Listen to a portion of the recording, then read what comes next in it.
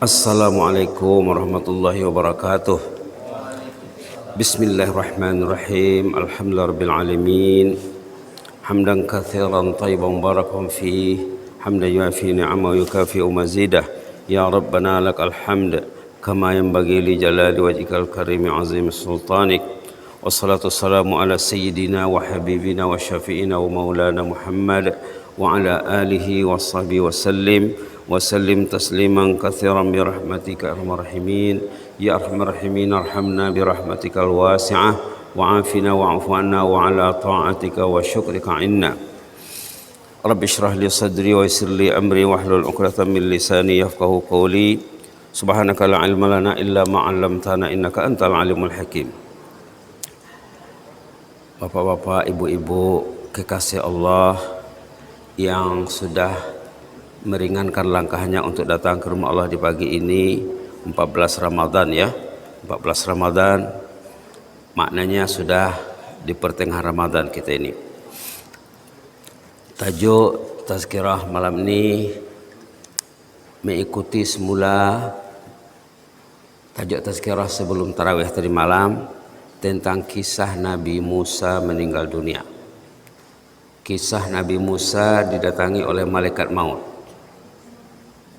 Nabi Musa tidak tahu yang datang itu malaikat maut karena penampilannya seperti orang biasa. Sebenarnya kedatangannya bukan untuk mencabut nyawa. Kedatangannya menguji Nabi Musa. Nabi Musa diuji Allah Subhanahu wa taala. Macam mana kalau tiba-tiba malaikat maut menjelma di depannya? Apa sikapnya? Ini yang berlaku. Lalu Nabi Musa seorang nabi yang tegas, subhanallah, yang sudah biasa berhadapan dengan orang-orang yang kasar seperti Fir'aun ya. Subhanallah. Nabi Musa sempat menampar malaikat maut. Karena tiba-tiba ada orang masuk rumahnya, tidak kasih tahu. Tiba-tiba ada orang di rumah. Dipikir oleh Nabi Musa orang ini orang yang bermaksud jahat. Maka ditamparnya, subhanallah. Lalu rusak matanya sebelah. Rusak matanya sebelah. Lantas tidak panjang ceritanya, malaikat maut pun meninggalkan Nabi Musa dan melapor kepada Allah, ya Allah, hambamu itu belum siap untuk dicabut rohnya. Arsaltani ila abdin la yuridul maut.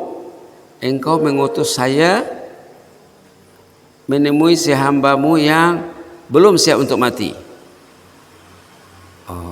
Begitu tanggapan malaikat maut. Sebenarnya Nabi Musa siap nak mati sebenarnya, tapi begitulah laporannya. Arsaltani ila abdin la yuridul maut. Ya Allah, engkau utuskan saya, engkau kirim saya menemui hambamu, kekasihmu Kalimullah. Nabi Musa itu julukannya Kalimullah ya.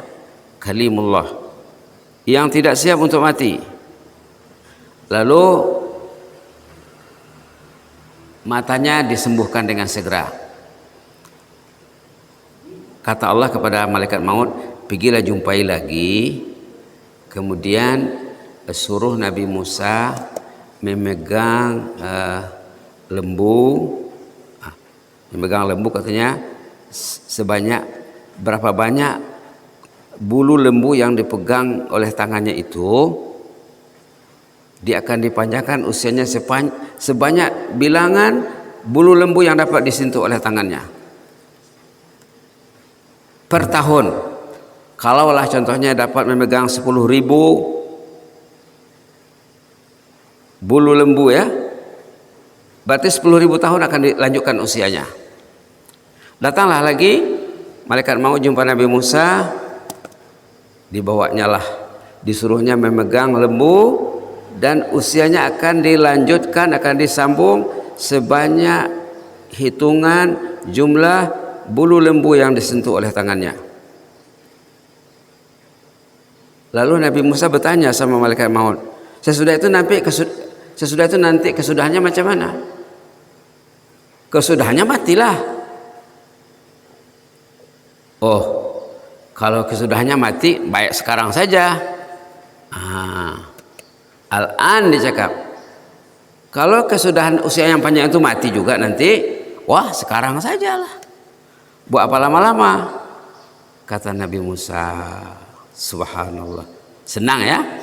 Senang. Jadi bagi kekasih Allah, mati itu senang. Kenapa orang itu takut nak mati? Karena banyak yang tidak beres. Banyak yang tidak beres dalam kehidupan. Dalam Quran ada disebut banyak dalam Quran ayat tentang kematian. Perlu kita semak sejenak ya. Inti cerita Nabi Musa itu apa intinya? Intinya Nabi Musa siap untuk dicabut rohnya, siap untuk mati. Artinya tidak mau berlama-lama lagi. Dalam Quran ada cerita orang yang tak siap nak mati waktu malaikat maut sudah hampir tiba. Ada cerita dalam Quran kisah orang yang tak siap nak mati saat malaikat maut sudah mau sampai. Disebut dalam surah Al-Mu'minun ayat Bismillahirrahmanirrahim 99 dan 100. Nanti pulang ke rumah lihat surah Al-Mu'minun ya, juz 18. Cerita orang yang mau dicabut rohnya ternyata tak siap. Lalu minta apa? Minta disambung nyawanya. Nabi Musa tidak mau disambung. Subhanallah. Ada juga cerita dalam Quran, cerita orang yang mau dicabut rohnya siap untuk dicabut. Jadi ada pilihan dalam Quran ya. Ada pilihan dalam Quran, cerita orang yang siap untuk mati, cerita orang yang tak siap nak mati. Jadi ada dua pilihan di hadapan kita. Kisah orang yang tak siap nak mati dalam ayat 99 dan 100 surah Al-Mu'minun, a'udzubillahi minasyaitonirrajim. Hatta idza jaa ahadahumul maut qala rabbirji'un la'alli a'malu salihan fima tarakt kalla innaha kalimatun huwa qailuha wa min waraihim barzakhun ila yaumi yub'atsun. Nas'alullah al-afiyah. Apabila maut sudah mau sampai, ruh orang itu sudah mau dicabut. Ini ayatnya ya, ayat 99. Orang itu minta maaf, ya Allah maaflah, saya belum siap lagi dicabut ruh saya ya Allah. Saya ingin disambung, diberi kesempatan peluang untuk memperbaiki perjalanan hidup saya. Selama ini perjalanan hidup saya banyak yang tidak beres ya Allah. Cabutlah ruhku waktu perjalanan hidupku selesai dan beres. Ini maksudnya ini. Ini maksudnya. Irji'uni katanya. Tolong sambung nyawaku ya Allah. Mungkin setahun, mungkin 2 tahun dah entah berapa. Tidak disebutkan di sini. Irji'uni, tolong sambung dulu tempoh saya hidup ini. La'alli amalu salihan, agar saya merebut amal saleh. Cabutlah ruhku ya Allah, di hari yang saya meninggal itu saya pergi sembahyang subuh ke rumahmu ya Allah. Cabutlah ruhku ya Allah, di hari yang saya meninggal itu saya membaca Quran di malamnya ya Allah. Cabutlah ruhku ya Allah, di hari yang saya meninggal itu saya berpuasa sunat.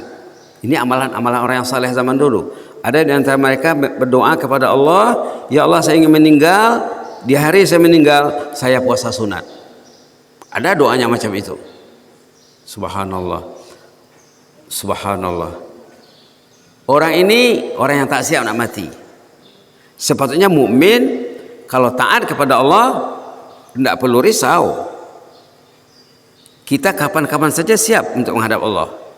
Kalau tak siap berarti dia tidak faham dia. Maka perdalamlah kefahamannya. Lalu orang ini meminta disambung nyawanya. Sudah dijawab di sini ya. Kalla katanya. Tidak bisa dah. Sudah tak bisa lagi Pak. Tak bisa lagi Bu. Temponya sudah habis, tidak bisa disambung. Mana bisa disambung? Kalau ajalnya sudah tiba, sudah sampai, tidak bisa disambung. Kebetulan tadi Nabi Musa belum tiba ajalnya, hanya dia diuji saja. Kalla, tidak bisa lagi Pak, no way, tidak ada cara lagi ingin menyambung nyawa. Subhanallah. Dalam hadis ada disebut ya, kalau kita ingin dilanjutkan usia dalam ketaatan, katanya perbaiki silaturahmi. Orang yang pandai menjaga silaturahim biasanya usianya akan lebih panjang daripada orang yang tidak pandai menjaga silaturahim. Menjaga silaturahim bisa memperpanjang usia, menjaga silaturahim bisa memudahkan sumber rezeki. Ada sebut dalam hadis. Kala, tidak bisa lagi Bu. Ini akan terjadi ya, karena sebelum orang tua dicabut ruhnya, dia tahu dia mati, nak mati. Dia tahu dia mau dicabut ruhnya. Masih sempat berunding, tapi perundingan tidak diterima lagi. Kala, nggak bisa lagi. Innaha kalimatun huwa qailuha. Bahasa kitanya ngomong sih bisa, tapi tidak akan diterima. Ngomong sih apa susahnya? Innaha kalimatun huwa qailuha, itu cakap saja, ngomong doang. Wa min waraihim barzakhun ila yaumi yub'atsun, orangnya sudah berada di pintu alam barzah, tidak bisa lagi mundur. Yang ada ke depan, ke belakang tidak bisa. Yang ada sesudah roh dicabut, yang ada dia akan dimandikan, dikafan, disolat dan dibawa ke pembaringan terakhir dalam kubur. Ini cerita orang yang tak siap nak mati. Ada cerita orang yang matinya Masya Allah, ibarat ponten. Kalau anak sekolah ya, pontennya 100. Ayat ini perlu dibaca Pak ya, perlu dibaca, perlu disimak, perlu dihafal, dibaca dan difikirkan dan dibincangkan. Surah Fussilat ayat 30, 31, 32. Cerita orang yang mati, dia siap nak mati, dia gembira nak mati. Subhanallah. A'udzubillahi minasyaitonir rajim. Innal ladzina qalu rabbuna Allahu ثم استقاموا تتنزل عليهم الملائكة ألا تخافوا ولا تحزنوا وأبشروا بالجنة التي كنتم توعدون نحن أولياؤكم في الحياة الدنيا وفي الآخرة ولكم فيها ما تشتهي أنفسكم ولكم فيها ما تدعون نزلا من غفور رحيم. Sadaqallahu azim. Allahumma ighfir lana warhamna ya Rabb. Cerita orang yang ruhnya mau dicabut, dia siap, malah dia bergembira. Innal ladzina qalu rabbuna Allah, orang yang meyakini Allah sebagai Rabb. Tsumma istaqamu, kemudian dia istiqamah, konsisten. Bulan Ramadan ke masjid, Syawal ke masjid, bulan Ramadan baca Quran, Syawal baca Quran, Ramadan bertazkirah, Syawal bertazkirah. Apa gunanya tazkirah ini? Mengingatkan kita agar kita sadar, agar kita insaf. Kalau hanya Ramadan saja bertazkirah, nanti Syawal tidak tazkirah, lari setelan tuh. Lari lagi setelannya, tidak istiqamah tuh. Kalau setelannya lari tidak istiqamah. Di sini syaratnya ada 2 ya. Syarat matinya hebat. Kalau bahasa Inggrisnya excellent. Matinya husnul khotimah yang terbaik. Inilah husnul khotimah yang terbaik. Tatanazzalu alaihimul malaikah, datang malaikat. Ini sebelum malaikat mau datang nih. Sebelum Israel datang pasukan khusus, pansus ya. Pasukan khusus malaikat. Datang malaikat menemui bapak itu, menemui ibu itu, menghiburnya, memberinya semangat, memberinya motivasi supaya semangat nak mati, tidak takut lagi nak mati nanti.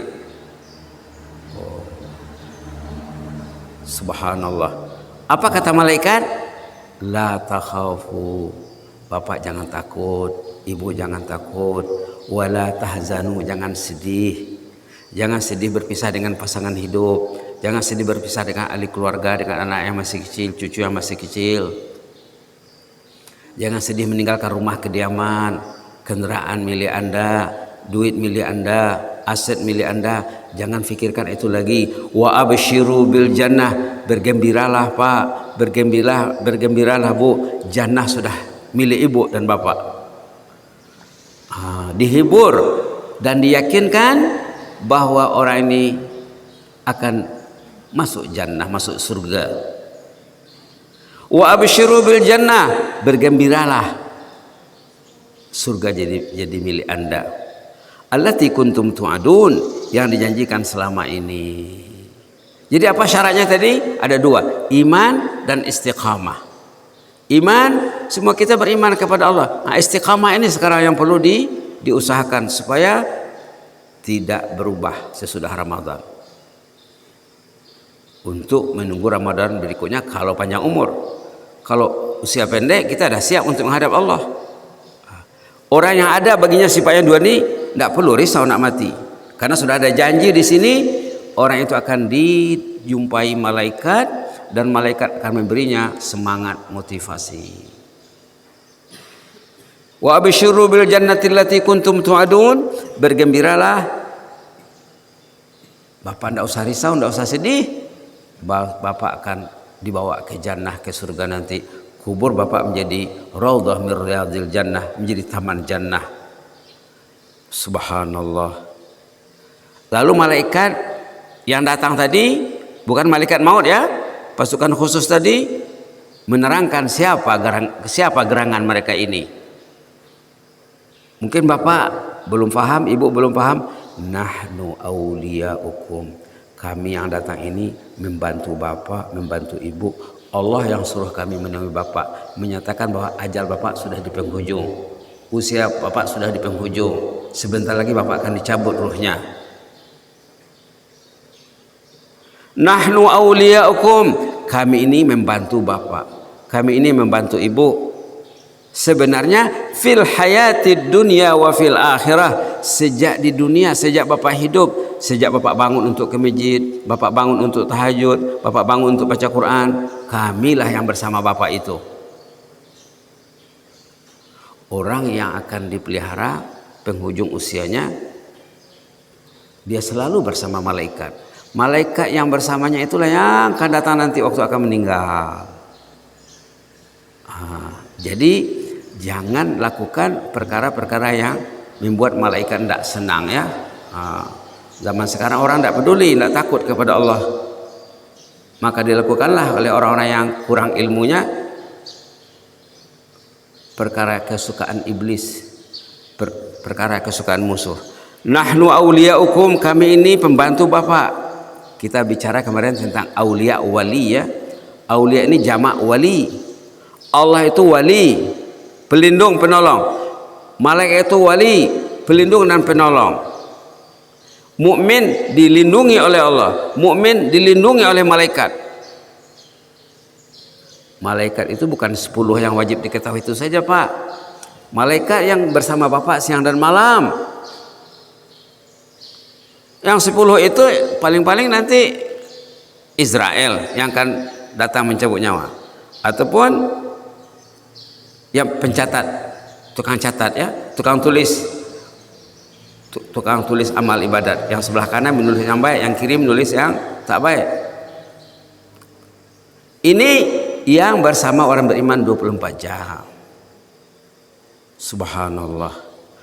Nahnu awliyaukum, kami ini membantu kamu, membantu Anda.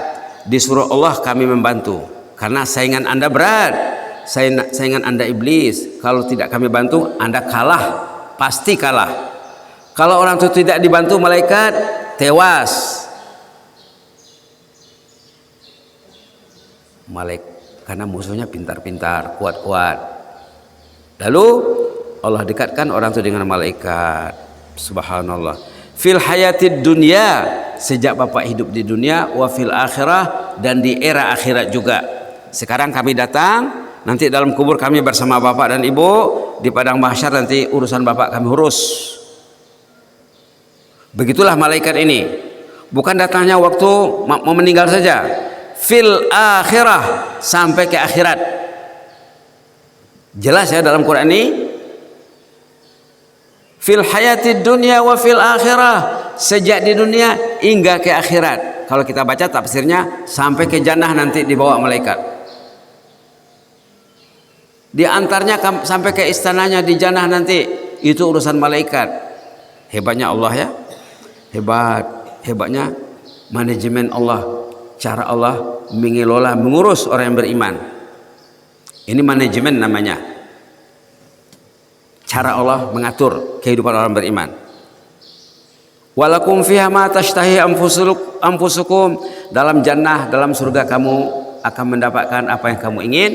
Walakum fiha ma tad'un, apa yang kamu pinta. Dalam ayat lain disebut kalau kita ingin meminta sesuatu, tidak perlu disebut saya mau minta ini, hanya perlu bertasbih saja. Subhanakallahumma, subhanakallahumma, dah datang apa yang kita inginkan, tidak perlu diminta. Itu dalam surah Yunus ada disebut. Hanya perlu bertasbih saja. Mau jumpa ayahnya, mau jumpa ibunya, mau jumpa saudaranya, mau jumpa jemaah masjid mukhlisin, mana jemaah dulu yang sama-sama bertazkirah bulan Ramadan, saya teringin nak jumpa mereka. Subhanakallahumma, dah ada di depannya, insyaallah ya. Nuzulam min ghafurir rahim, ayat 32, itu semuanya adalah sebagai limpah kurnia Allah yang maha ghafur yang maha rahim. Allah menyediakan malaikat untuk membantu kita dalam kehidupan ini, dan menyuruh malaikat datang sebelum ruh dicabut, sebelum Israel menjalankan tugasnya, supaya orang ini confident, yakin bahwa dia akan mendapat husnul khotimah, dia tidak ragu lagi nanti. Mungkin juga sesudah dicabut ruhnya diurus oleh malaikat. Penutup sekali dibacakan satu hadis ya, satu hadis tentang kematian. Hadis sahih dari Imam Bukhari, hadis nomor 942 dalam Riyadhus Shalihin Al-Imam Nawawi. Hadis menyatakan perihal orang nak mati ada dua keadaan. Iza wudi'atil janazah, apabila jenazah sudah siap, sudah dimandikan, sudah dikafan, sudah disolat, tinggal mau diusung saja lagi. Fahtamalaha rijal ala anaqihim, sudah diusung, mau dibawa ke kubur. Fa in kanat salihah, kalau jenazah itu jenazah orang yang saleh, qalat qaddimuni, dia mau cepat masuk kubur. Karena tadi dia sudah dihibur sebelum meninggal tadi, dia sudah tahu bahwa kuburnya adalah taman jannah, dia tidak enak lagi duduk di rumah, tidak enak lagi duduk di masjid, di keranda, di rumah sakit dan lain-lain. Dia mau cepat masuk kubur. Qaddimuni, cepatlah, cepatlah. Kalau orang yang saleh. Wa in kanat ghaira salihah, kalau bukan jenazah orang yang saleh,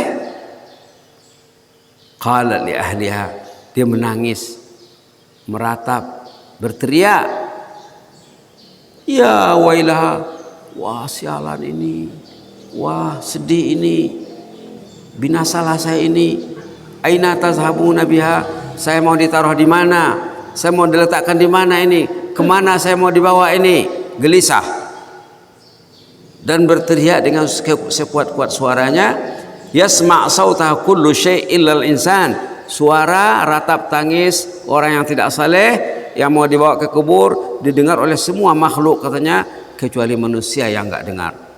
Walau sami'al insan la sa'ik, kalau ada kesempatan manusia mendengar ratap tangis orang yang mau diantar ke kubur, pingsan semuanya menyaksikan betapa azabnya orang itu.